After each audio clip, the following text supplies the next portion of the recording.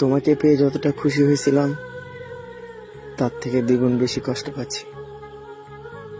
ভুলটা তোমার না, ভুলটা ছিল আমার। তোমাকে পাবো না জেনেও তোমাকে এত ভালোবেসেছিলাম। একটা কথা কি জানো,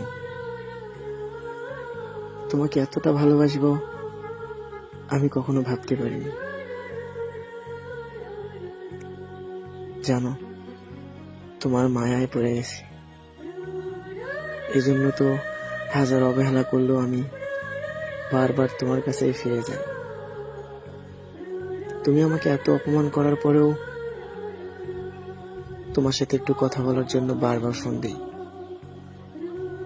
জানো, তোমাকে এতটা পরিমাণ ভালোবাসি ততটা আমি আমার নিজেকেও ভালোবাসি না। কিছু কষ্টের কথা কাউকে বলা যায় না, না বলা যায় প্রিয় মানুষকে, না বলা যায় অন্য কাউকে।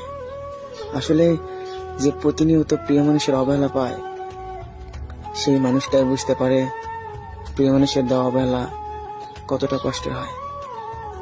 আসলে সবার জন্য মায়া হয় না, আর যার জন্য মায়া হয় সেই মানুষটা প্রতিনিয়ত কষ্ট দেয়।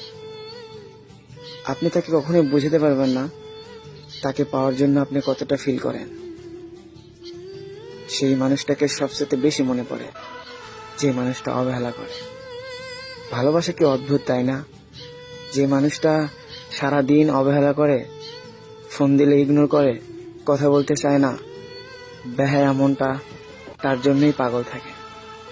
আসলে প্রিয় মানুষের সাথে কথা বলার মতো অনুভূতি আপনি কোথাও পাবেন না, কিন্তু সেই মানুষটাকে আপনি বুঝতে পারবেন না তার সাথে কথা বলতে কতটা ইচ্ছা হয়।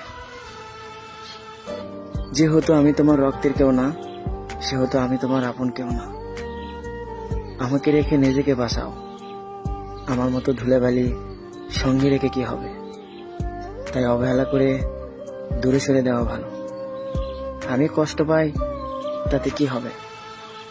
তুমি ভালো থাকো, কারণ ভালো রাখার নাম ভালোবাসা, ভালো থাকার নাম নয়।